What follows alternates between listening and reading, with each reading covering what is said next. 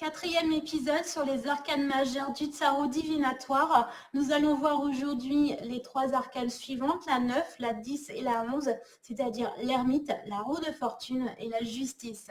À tout de suite.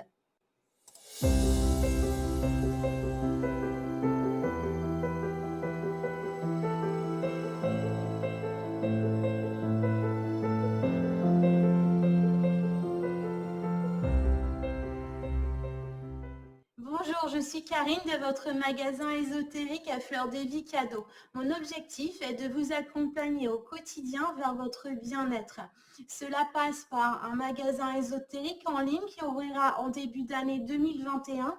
Vous y trouverez différents articles ésotériques et bien-être pour vous accompagner dans vos méditations et vos différentes activités ésotériques.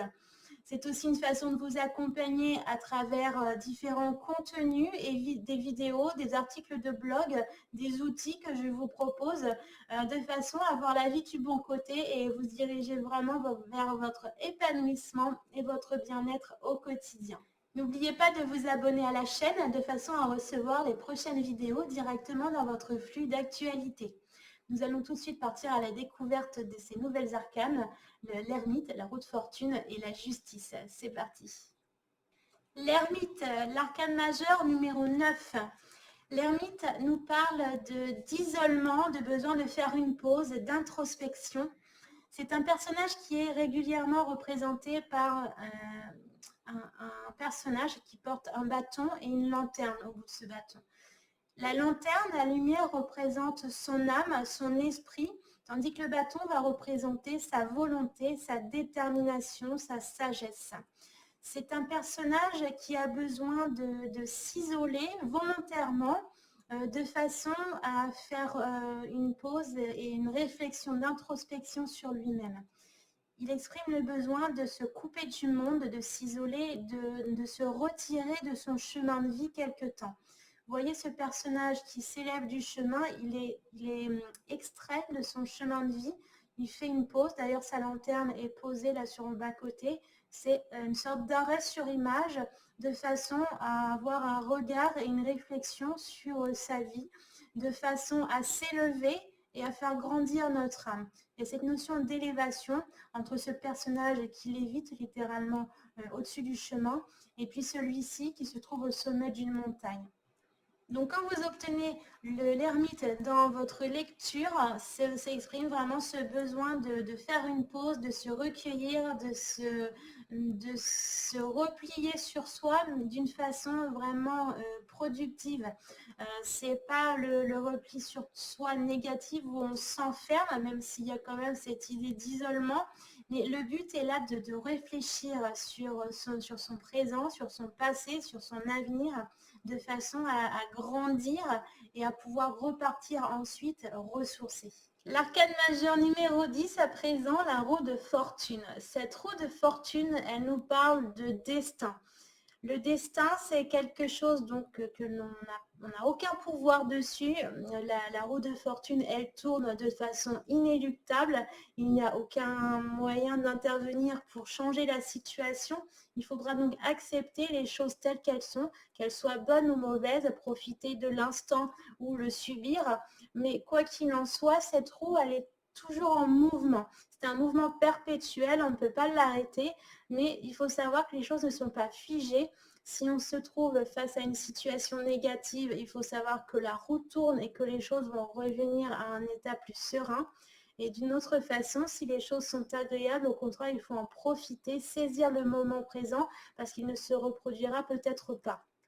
Donc il y a cette notion de temps qui tourne, de saisonnalité, de cycle. Ici, on a la roue avec les différentes saisons sur le thème des sorcières. Et puis ici, on a le cycle de la lune qui évolue. Et ici, même si on n'a pas vraiment de notion de temps ou de saison, c'est une roue, une succession de disques qui sont les uns sur les autres et qui sont dans le mouvement. Donc on a vraiment cette notion de choses qui évoluent et qui tournent, qui est le temps qui passe. Donc il faudra peut-être faire preuve de patience, mais on n'a aucun contrôle sur ce qui va se passer. La question, ce sera peut-être quand, à quel moment les choses vont changer. C'est aussi l'univers qui nous parle à travers ce destin. Donc, on nous invite à être vigilants, attentifs aux synchronicités, aux signes, aux messages que l'univers pourra nous confier. La roue de fortune, c'est également cette notion de chance, de hasard. C'est peut-être l'idée de tirer au sort pour retrouver une nouvelle idée, une nouvelle direction à suivre. C'est faire confiance à l'univers. C'est laisser l'univers nous guider sur notre chemin. L'arcane majeur numéro 11, à présent, la justice.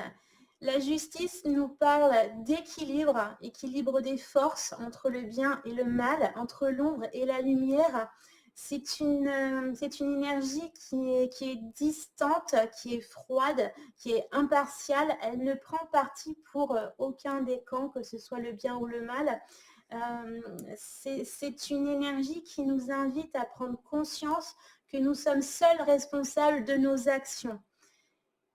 C'est un moment d'introspection qu'elle nous invite à avoir, à réfléchir un petit peu sur les actions que nous avons menées dans le passé.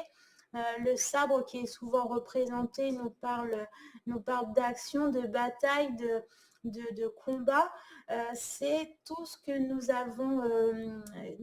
avons construit, toutes les expériences que nous avons vécues, tous les combats que nous avons menés dans le passé qui nous ont conduits aujourd'hui à cette situation, et elle nous invite à la réflexion. On voit cette femme qui ferme les yeux, qui réfléchit vraiment dans son intériorité pour se demander est-ce que tous les combats que j'ai menés jusqu'ici, est-ce qu'ils m'ont mené réellement à ce que j'avais envie d'obtenir?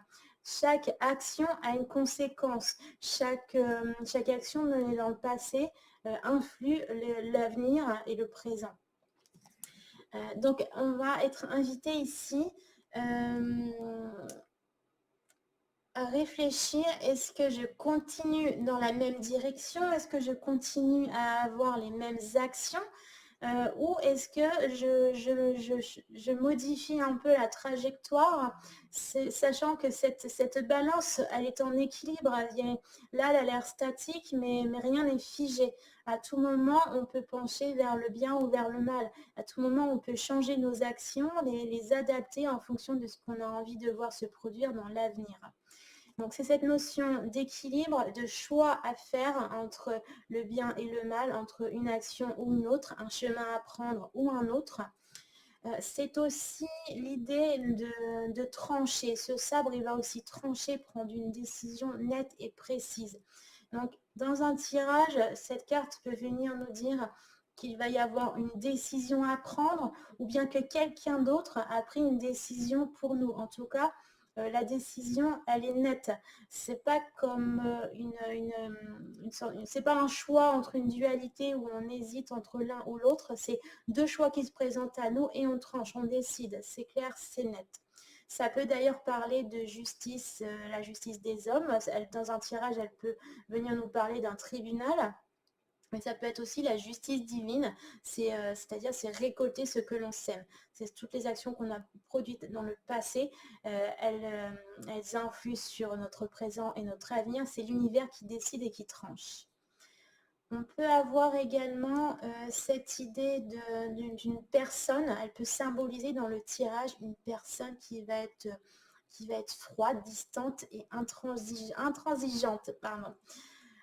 Voilà, donc ça sera adapté en fonction du tirage. Encore une fois, une carte a toujours plusieurs significations et c'est ensuite en les associant les unes avec les autres qu'on va obtenir les idées, les messages qui sont destinés dans notre tirage.